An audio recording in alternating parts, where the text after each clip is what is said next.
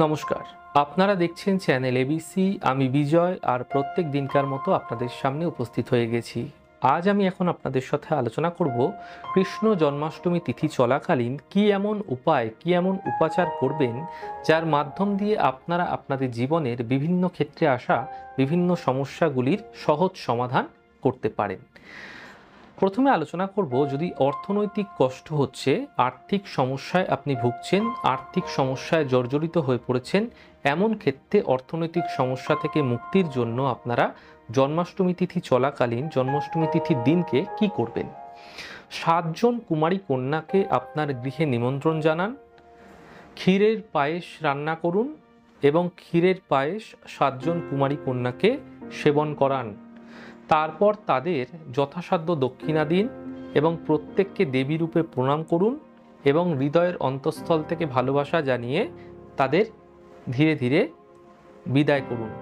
এতে নিশ্চিতভাবে অর্থ আগমনের পথ প্রশস্ত হবে, আর্থিক ক্ষেত্রে আপনারা উন্নতি ক্রমাগত দেখতে পাবেন। যদি আপনার কোনো বিশেষ মনস্কামনা রয়েছে, আপনি সেই বিশেষ মনস্কামনাকে বহু দিন ধরে পূর্ণ করতে চাইছেন, কিন্তু কোনোভাবেই আপনার বিশেষ মনস্কামনা পূর্ণ হচ্ছে না, এমন ক্ষেত্রে আপনারা কি করবেন? এমন ক্ষেত্রে আপনারা কৃষ্ণ জন্মাষ্টমী তিথির দিন থেকে টানা 27 দিন এই প্রক্রিয়া আপনাকে করতে হবে। একটি হলুদ ফুলের মালা কৃষ্ণ ভগবানকে অর্পণ করুন এবং তার সাথে সাথে 7টি নারকেল এবং একটি মাত্র আমন্ড বাদাম আপনারা অর্পণ করুন। এমনটি প্রত্যেক দিন করুন। প্রত্যেক দিন এটি প্রসাদ হিসাবে আপনারা দান করে দিন, কোনো মানুষদের মধ্যে বিলিয়ে দিন। এমনটি প্রত্যেক দিন করুন। 27 দিন কন্টিনিউ করে গেলে মনস্কামনার ইচ্ছা, মনস্কামনা পূর্তি আপনাদের ক্ষেত্রে ঘটতে আপনারা নিশ্চিতভাবে দেখতে পাবেন। আপনাদের ক্ষেত্রে যদি মানসিক সুখ সমৃদ্ধি আপনারা ফিরে পেতে চাইছেন, আপনার পূর্বে কোনো মানসিক সুখ সমৃদ্ধি সব ছিল, মানসিক ইচ্ছেগুলো আপনাদের ক্ষেত্রে ঠিকঠাক চলছিল, কিন্তু এখন আপনি আপনার যে ইচ্ছেগুলি, সুখগুলি, আপনার মানসিক খুশিগুলি সেগুলো হারিয়ে ফেলছেন, এমন ক্ষেত্রে আপনারা আজ থেকে অর্থাৎ অষ্টমী তিথি জন্মাষ্টমী তিথি থেকে প্রত্যেক দিন কপালে চন্দন এবং কেশরের তিলক একত্রে দিন মধ্যম আঙ্গুষ্টি দ্বারা। এতে ধীরে ধীরে আপনাদের ক্ষেত্রে কিন্তু মানসিক সুখ, মানসিক খুশিগুলি আবার ফিরে পেতে দেখতে পাবেন। আজকে যদি আপনারা আর্থিক সমস্যা থেকে মুক্তি চাইছেন, আর্থিক উন্নতি চাইছেন এবং মান সম্মানও ফিরে পেতে চাইছেন, মান সম্মানের ক্ষেত্রেও আপনারা কিন্তু সমাধান চাইছেন, অর্থাৎ আপনার মান সম্মান খোয়া গেছে, মান সম্মান হারিয়ে গেছে, মান সম্মান আপনারা কিন্তু বৃদ্ধি করতে চাইছেন, কি করবেন? 108টি পান পাতা নিয়ে নিন। পাতার চকচকে দিকটিতে চন্দন দ্বারা আপনারা রাধে রাধে লিখুন এবং এই পান পাতাগুলিকে ফোল্ড করে করে আপনারা হালকা হালকা করে গিট বেঁধে 108টি পান পাতার মালা তৈরি করুন এবং কৃষ্ণ ভগবানকে জন্মাষ্টমী তিথির দিনকে জন্মাষ্টমী তিথি চলাকালীন মধ্যরাত্রে অর্থাৎ 11টা 42 থেকে 11টা 56 থেকে 12টা 42 এই সময়কালের মধ্যে অর্পণ করুন। এতে নিশ্চিতভাবে আপনাদের যে বিশেষ মনস্কামনা রয়েছে অর্থনৈতিক উন্নতির, বিশেষ মনস্কামনা রয়েছে আপনাদের মান সম্মান বৃদ্ধির, এগুলিও কিন্তু আপনারা ধীরে ধীরে পূর্ণ হতে দেখতে পাবেন। দেখুন, অষ্টমী তিথি চলাকালীন জন্মাষ্টমী তিথি চলাকালীন শঙ্খধ্বনি অবশ্যই বাজানো প্রয়োজন। এই শঙ্খধ্বনি আপনার গৃহে এক নতুন ঊর্জা সৃষ্টি করবে, যেই ঊর্জার মাধ্যম দিয়ে বিভিন্ন ক্ষেত্রে আসা নেগেটিভ এনার্জিগুলো দ্রুত আপনাদের গৃহ থেকে কিন্তু দূরীভূত হবে। তাই শঙ্খ অবশ্যই বাজান। অন্ততপক্ষে 3-4 ঘন্টা অন্তর অন্তর আপনারা পূজা আর্চা করুন এবং সেই সময় শঙ্খধ্বনি অবশ্যই দিন অষ্টমী তিথি পুরোটা চলাকালীন, এতে সুফল অবশ্য মিলবে। অষ্টমী তিথি চলাকালীন এই জন্মাষ্টমী তিথির সময় মানসিক দুঃখ, মানসিক কষ্টকে যদি দূর করতে চাইছেন, তাহলে আপনারা কি করবেন? আপনারা লাড্ডু গোপালের পুজো করবেন এবং লাড্ডু গোপালের পুজোর সাথে সাথে তাকে হলুদ রঙের বস্ত্র পরিধান করাবেন।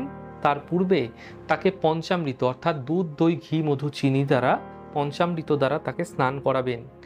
এমনটি করালে মানসিক দুঃখ, মানসিক কষ্ট যেগুলো আপনার মনের মধ্যে গেঁথে রয়েছে, বহু দিন যাবৎ সেই মনের ব্যথা কোনোভাবেই যাচ্ছে না, সেগুলি কিন্তু অবশ্যই দূরে সরে যেতে দ্রুত দেখতে পাবেন।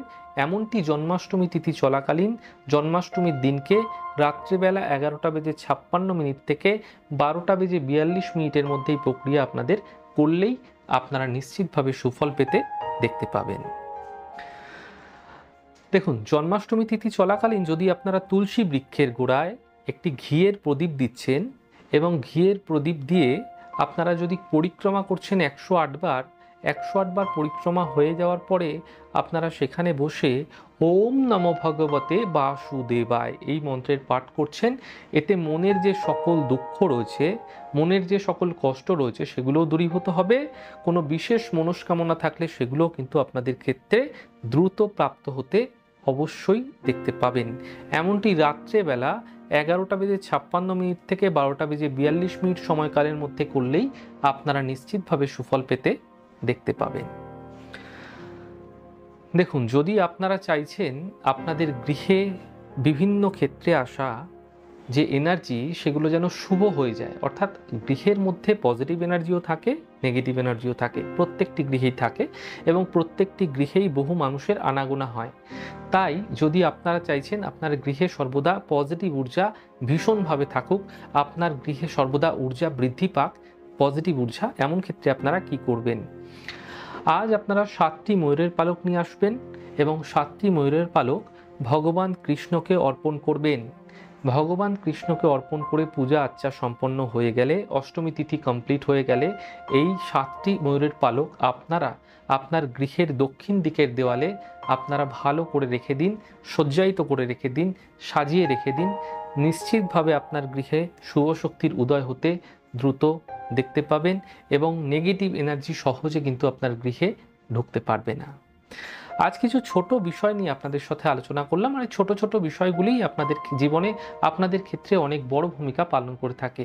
আপনাদের আজকের দিনটি অত্যন্ত ভালো কাটুক, সুন্দর কাটুক, অনেক অনেক সুন্দর কাটান আজকের দিনটি। আর জন্মাষ্টমীর অনেক অনেক শুভেচ্ছা আপনাদের প্রত্যেককে। অনেক ভালো থাকুন, অনেক সুন্দর থাকুন, অনেক সুস্থ থাকুন। আগামী পর্বে দেখা হবে। নমস্কার।